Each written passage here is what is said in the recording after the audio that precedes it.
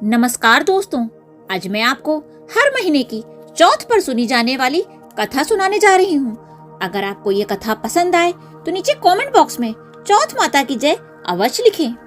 तो आइए सुनते हैं चौथ माता की कहानी। किसी गांव में एक सेठ सेठानी रहते थे। उनके एक बेटा और बहू भी थे। उनकी बहू का नियम था कि वह पहले सबको भोजन कराती, उसके बाद स्वयं भोजन खाती थी। उनकी एक पड़ोसन जो रोज उनके घर आती और रोज यही पूछती थी कि आज तुम्हारे घर पर क्या बना है, और बहू उससे रोज यही कहती कि ठंडो बासी भोजन। एक दिन बहू ने बहुत सारे पकवान बनाए। सब लोग खाना खाने बैठे तो उसके पति ने सोचा, चलो आज देखते हैं कि जब पड़ोसन आती है और पूछती है कि तुम्हारे घर क्या बना है तो ये क्या जवाब देती है। घर के सभी लोगों ने एक साथ बैठकर भोजन कर लिया। आज भी वे पड़ोसन आई और उसने पूछा कि तुम्हारे घर पर क्या बना है, तो बहू ने फिर वही जवाब दिया, ठंडो बासी। तब सेठ के लड़के ने सोचा कि हो ना हो कोई तो बात है जिसके कारण मेरी पत्नी पड़ोसन से ऐसा कहती है। उसने अपनी पत्नी से पूछा कि तुम रोज पड़ोसन से ऐसा क्यों कहती हो कि हमने ठंडो बासी खाया, जबकि आज तो हमने कई तरह के पकवान खाए हैं। तब उसकी पत्नी ने कहा कि हम लोग जो भी खाते हैं वो आपके बाप दादा की कमाई है। जिस दिन आप कमा कर लाओगे उस दिन मैं समझूंगी कि हम ताजा भोजन कर रहे हैं। फिर लड़के ने अपनी पत्नी की बातों पर विचार किया और अपनी माँ से बोला, माँ, मैं एक बड़े शहर में कमाई करने जा रहा हूँ। तब उसकी माँ ने कहा, बेटा, अपने पास तो इतना सारा धन है, फिर तुम्हें कमाने की क्या जरूरत है। माँ के मना करने पर भी बेटे ने स्वयं कमाने का दृढ़ निश्चय कर लिया और जाते समय पत्नी से बोला कि मैं जब तक कमाकर बहुत सारा धन लेकर ना आऊं, तुम चूल्हे की आग मत बुझने देना। एक दिन चूल्हे की आग बुझ गई तो वह मन ही मन घबराने लगी कि कहीं मेरे पति किसी संकट में तो नहीं है। जल्दी से पड़ोस से आग लाकर चूल्हे में रख दूं, ऐसा सोचकर बहू पड़ोस में गई। वहां पड़ोसन चौथ माता का व्रत व पूजा कर रही थी। पड़ोसन ने कहा, थोड़ी देर में आकर आग ले जाना। तब बहू ने पड़ोसन से पूछा कि आप क्या कर रही हो। तब पड़ोसन ने कहा, मैं चौथ माता का व्रत करती हूँ। बहू ने कहा, आप ये व्रत क्यों करती हैं? इससे क्या होता है? तब पड़ोसन ने बहू को बतलाया, चौथ माता के इस व्रत को करने से अन्न व धन मिलता है और सभी मनोकामनाएं पूरी हो जाती हैं। पड़ोसन की बातें सुनकर बहू का भी मन हुआ कि वह चौथ माता के व्रत करे। अब बहू भी चौथ माता के व्रत करने लगी। दीवार पर चौथ माता बनाई और चौथ के दिन गुड़ का चूरमा बनाकर रात्रि को चंद्रमा को अर्घ देकर भोजन करने लगी। ऐसा करते करते बहुत दिन हो गए। चौथ माता ने बहू के पति को स्वप्न में कहा, साहूकार का बेटा, तू जागे कि सोवे, तेरी पत्नी तुझको बहुत याद कर रही है, घर जाकर उसकी चिंता मिटा। तब साहूकार के बेटे ने कहा कि मैं अभी कैसे जा सकता हूँ, अभी तो मेरा हिसाब किताब बाकी है, एक बार हिसाब किताब चुकता हो जाए तो मैं लौट जाऊंगा। तब चौथ माता ने कहा, तू दुकान खोलकर बैठ जा तो तेरा हिसाब किताब चुकता हो जाएगा। चौथ माता ने जैसा कहा था वैसा ही हुआ। उसने घर जाने की तैयारी की और गाड़ी भरकर धन दौलत लेकर चल दिया। रास्ते में एक बड़ा सा काला नाग फन फैलाकर बैठ गया और साहूकार के बेटे से बोला, आज तो मैं तुझे नहीं छोड़ूंगा, डस के रहूंगा, आज तेरी आयु पूरी हो गई है। तब लड़का बोला, आज ही मुझे चौथ माता ने सपना दिया है, इसलिए मैं अपनी पत्नी से मिलने घर जा रहा हूँ। वहाँ मेरी पत्नी बहुत चिंता कर रही है, मैं उससे मिलकर वापस जरूर आऊंगा।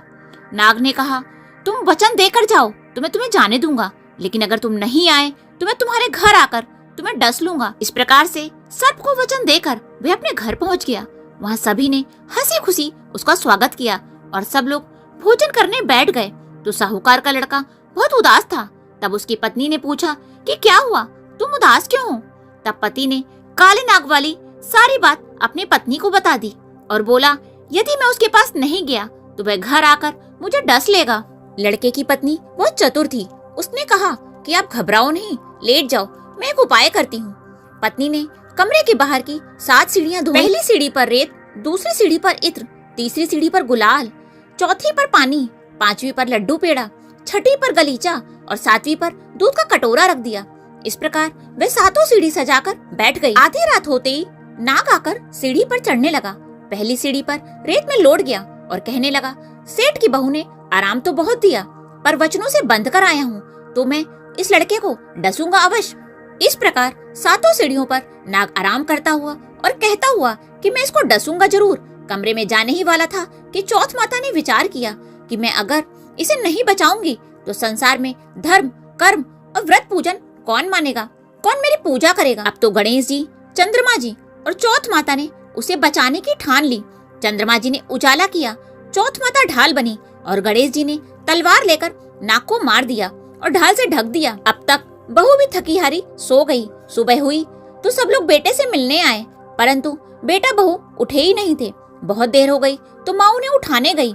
माँ ने 7 सीढ़ी पर जो कुछ देखा तो वे बहुत घबरा गई और बेटा बहू को आवाज लगाने लगी। बेटा बहू उठे तो देखा कि वहाँ एक ढाल और तलवार पड़ी है। जब बहू ने ढाल उठाई तो वहीं काला नाग मरा हुआ पड़ा था। बेटा बहू ने सोचा, चलो आज तो धर्म कर्म करने से हमारी रक्षा हुई। भगवान गणेश और चौथ माता ने हमारी रक्षा की है। हे चौथ माता, जैसे आपने सेठ के बेटे बहू की रक्षा की, वैसे ही अपने सभी भक्तों की रक्षा करना। इस कहानी को कहने वाले, सुनने वाले और हुंकारा करने वाले की भी रक्षा करना। बोलो गणेश भगवान की जय, बोलो चौथ माता की जय। इसके बाद बिंदायक जी की कथा। एक बार बिंदायक जी महाराज एक चुटकी में चावल और एक चम्मच में दूध लेकर घूम रहे थे और कह रहे थे कि कोई मेरी खीर बना दो, पर किसी ने उनकी बात पर ध्यान नहीं दिया। एक बुढ़िया माई ने देखा तो बोली, ला मैं खीर बना दूं। वो एक कटोरी लेकर आई। तब बिंदायक जी बोले, अरे बुढ़िया माई, कटोरी क्या लाई है, बड़ा सा भगोना लाकर चढ़ा। तो बुढ़िया माई बोली, इतने बड़े भगोने का क्या करोगे, ये कटोरी ही बहुत है। तब बिंदायक जी बोले, तू चढ़ा कर देख तो सही। बुढ़िया माई ने बड़ा भगोना चढ़ा दिया और चढ़ाते ही वह दूध से भर गया। तब बिंदायक जी बोले, मैं जरा बाहर से जाकर आता हूँ, तू खीर बनाकर रखना। खीर बनकर तैयार हो गई, लेकिन बिंदायक जी महाराज आए नहीं।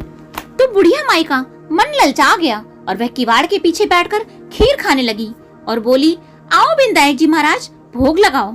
इतना कहते ही बिंदायक जी महाराज आ गए और पूछने लगे, बुढ़िया माई खीर बन गई क्या? तो बुढ़िया माई बोली, हाँ बन गई, आओ जीम लो।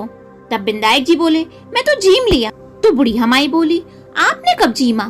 तो बिंदायक जी बोला, जब तू खाने बैठी थी और तूने भोग लगाया, मैं तो तभी जीम लिया। तब बुढ़िया माई बोली, हे महाराज, तुमने मेरा तो पर्दाफाश कर दिया, लेकिन किसी और का पर्दाफाश मत करना।